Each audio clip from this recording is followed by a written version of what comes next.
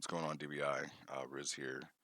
A little sick today, so sorry if this video doesn't have the same hype and inflection that we normally have, but wanted to write this one as sort of a roleplay review to the Rogue One Meal Nor No Survivors, but mostly to really talk about in depth Rogue One, um, where I hope to go with this plot without giving any spoilers with it, and how I am writing it from the perspective of Zalker and what my kind of plans are for that. Now, first and foremost, Saru, I know you and we got to link up. We got to talk about some things to get the Master of Cryomancy and Rogue One kind of intersect more often. I hear you. We will do that soon. Um, but I guess to start with the review of Rogue One No Survivors by Mjolnir, this is a log that Ike and I have talked about, and I really didn't like it. And I'm not saying that I didn't like it because of anything of the writing. The my major issue is how it drastically changed Rogue One to begin with. It actually killed the arc completely. Um, because the whole purpose of it, the whole rogue portion of Rogue One, was not just so I could steal the name from Star Wars. No, it was that Zalker himself is supposed to be going rogue from the Empire. And it's kind of like his personal vendetta and mission to put down these rebels, where the Empire is not really turning a blind eye, but they don't want to be seen as the ruthless, brutal murderers that they kind of were made out to be in No Survivors. Um, and it's a lie, right? So, as the reader, my idea behind it was that that Sazamore sent Zalker on this mission. You know that. We know that somebody else sent a group of cadets on this mission and they failed. And so it is the Empire doesn't want to get involved, but they also do want to put down the rebellion. They just don't want to be seen openly do it. It's more covert and subvert than just openly coming out and blasting people to bits and screaming for the Empire. Um, and I get why I did it. I understand why it comes out that way because in No Survivors, you have Sazamore being there, interrogating these people, and then giving the kill order to just lay waste to everybody, right? To just mow them all down, kill them all, and that works in the space that the Empire really is just these evil, brutal killers, and the they are the thing that the heroes now need to stop. And if this were a one-off, if this were something like the Venom plot, that would work. Where yes, like this is something that is coming up. It's a bad guy that needs to be stopped, and then this force goes away. Um, and I have no problem with that, except for yes, in the way that I was trying to write this subplot of Rogue One, it was supposed to be a personal mission, and it was supposed to be pretty much Zalker by himself, and then Mjolnir was like, "Hey, like you get a murder bot, let's buddy up and go do this," and it'll be two against I think it was four at the time. Leyland, Cordio, sorry, Cardio, um, Hypo, and I feel like I'm forgetting one more, and I'm sorry if I am. But yeah, it was going to be four against two, just to kind of be a opposing force to the rebels.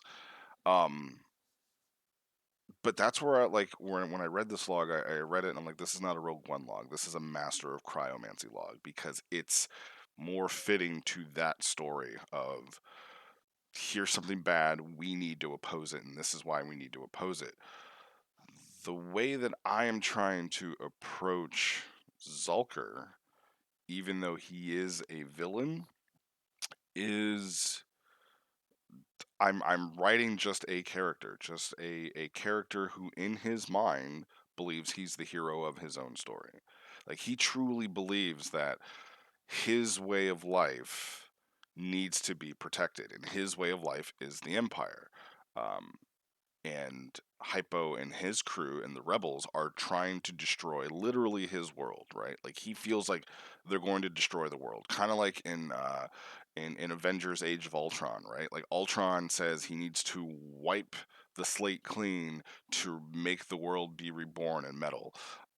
And humanity is something that needs to just go away so that something new can be forged, and that's where like Zalker is Captain America in this mindset of you guys are trying to destroy my way of life, my home, the way that I've lived my life, what I've dedicated my life to. You are the enemy, right? And every time you kill one of our soldiers, you're just gonna keep killing and causing more death until you get your way. So that is kind of like his perspective, and every time that I'm writing something for him, even though I know he is a villain, he is a villainous character. Yes, I understand that. It's because he believes this. He believes that every action he's doing is for the greater good. Um, and like even with the last log when I started Lost, in the synopsis, he really does believe that, right? Like he wants to stop the rebels from destroying his benevolent empire. And part of the reason why Rogue One is the way that it is because I wanted to write him as if he were the hero. So what do you need when you have a heroic story, right? You can't have the hero who has endless resources. So yes, he's part of the Empire, but I took him out of the Empire, so technically out of the Empire, so that he doesn't have, just access to whatever kind of weaponry and spaceships and everything like that. He had a blaster and a wrist launcher, and that's it. And it's like, go stop the rebels. So he had something to overcome. Every hero needs a challenge. They need to be pushed, and that's what I wanted to do, which is why I said, like, hey, you don't have Sazamore backing you. You don't have, a whole group of other cadets coming with you.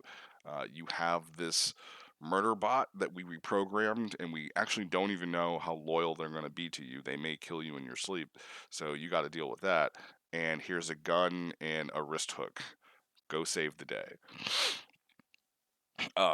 And that's kind of where I wanted to start with it, and to kind of build up to they meet each other. Hypo and Zalker meet each other. They are similar people on opposing ends, and they were just supposed to kind of butt heads and just be annoyances to each other as they both are trying to achieve opposite goals.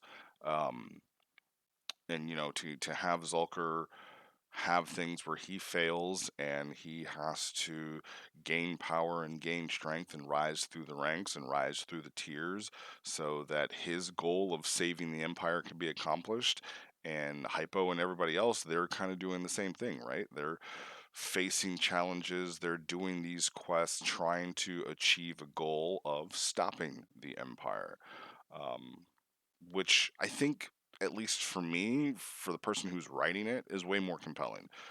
Because if I didn't do it that way, it would have just been, okay, here's an NPC. His name is Zalker. You'll face him a couple of times, and then when we have the big event, you'll put him down, and then he's either going to die or he may come back later. But he just would have been an NPC if I said, here's a character from the Empire who has all the Empire's resources. They're as strong as they need to be to give you guys something to fight against at the time, and eventually you will defeat him, right? Like that's kind of how admin NPCs go, unless we find a way to change the narrative. But that's generally what happens, right? Like here's the bad guy. You fight him, like here's Cell. You fight Cell when he's been slurping on a couple of people, and then he gets away, and then he comes back, and then he gets away again, and then he comes back, and now he's a little bit stronger, and now oh he's so much stronger. Now you have to go train to beat him, and then you beat him. The arc's over. And I didn't want Zalker to be that way. That's why I made him an actual playable character. That's why I'm actually leveling this character and grinding him up, even though we don't need to do that anymore. Just it's the old head in me to do it that way. Uh, and so back to No Survivors. That's why I say like this was a master of cryomancy. This fit that narrative and this fit that story. Moreover, and it wasn't a Mjolnir uh, story either. It was this was a Sazamor log. Mjolnir is just the weapon, right? But Sazamor pulls the trigger, most definitely. And that was kind of what was weird about this log. Like I get it. He's supposed to be a soulless killing machine, but that's what this kind of came off as. And I'm not trying to talk shit on you, Ike. You know that I love you.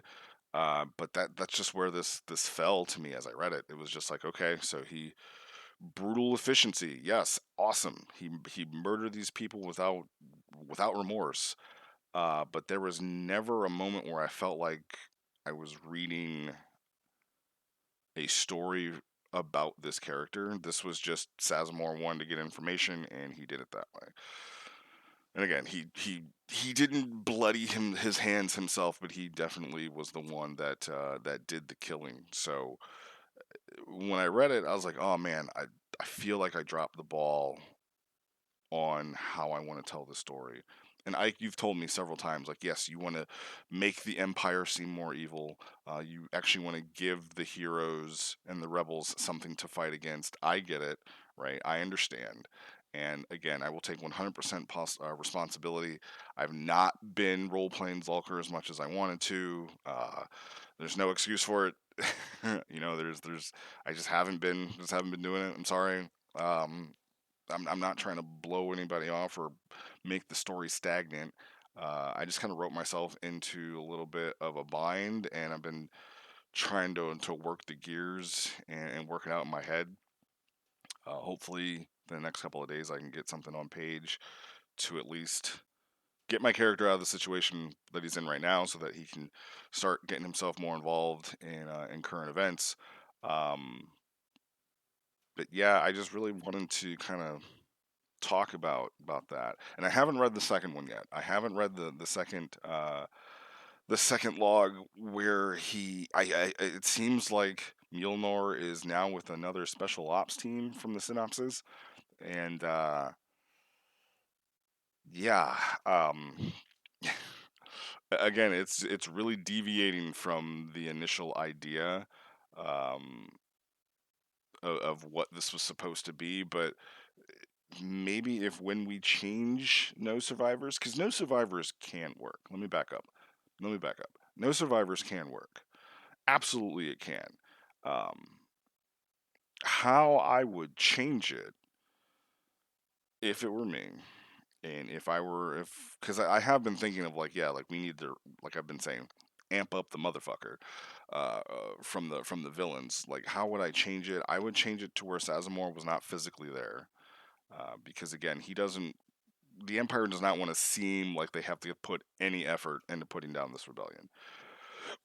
Everything's all for show, right? They want to just kind of make it seem like they are so untouchable to the wide verse for a few reasons, right? One, they don't want to seem like they're struggling at all to put down this rebellion because they don't want other people to think like, well, if they're still struggling so hard with GT Melron and we don't like things, right? Like, what if we were to have a rebellion, or what if there's some fringe planet who barely even has a presence of the empire, but they're still under imperial control? What if we rebel?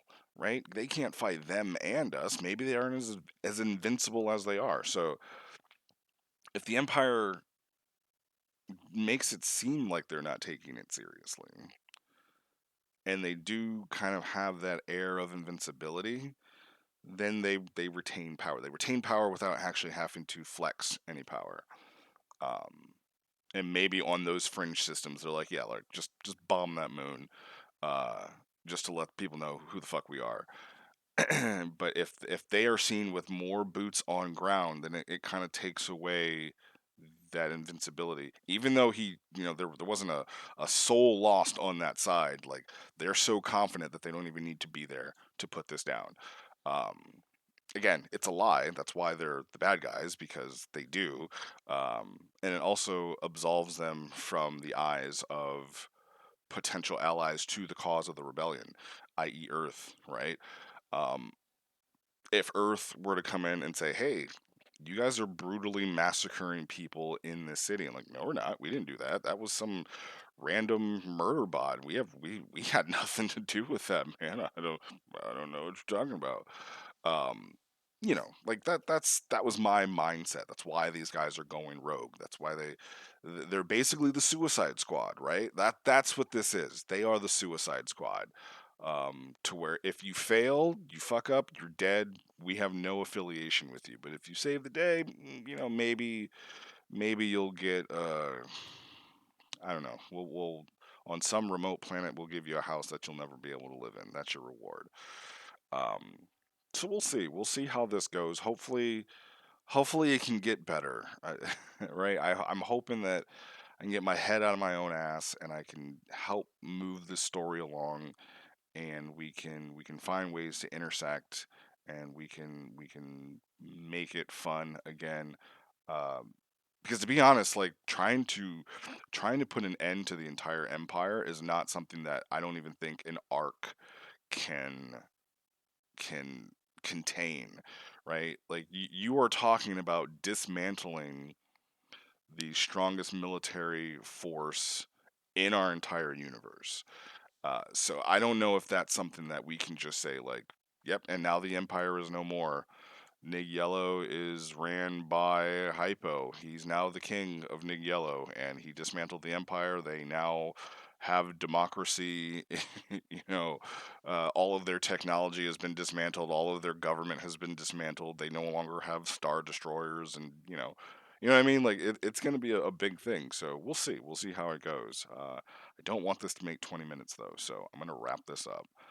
Hopefully I have done a little bit to explain at least my mindset and my mindset, my perspective on the stories that I want to write, and how they can change in the future, because there's plenty of room to grow. Right, all we have are two rogue agents trying to stop a rebellion trying to topple an empire. That's it, and an empire who doesn't want to, get its hands dirty while getting its hands really fucking dirty. So, that's been my time. Thank you, and I will see you guys on the chat channel. Who knows when the fuck I'm gonna get my shit together, and you'll see me there. But later, guys.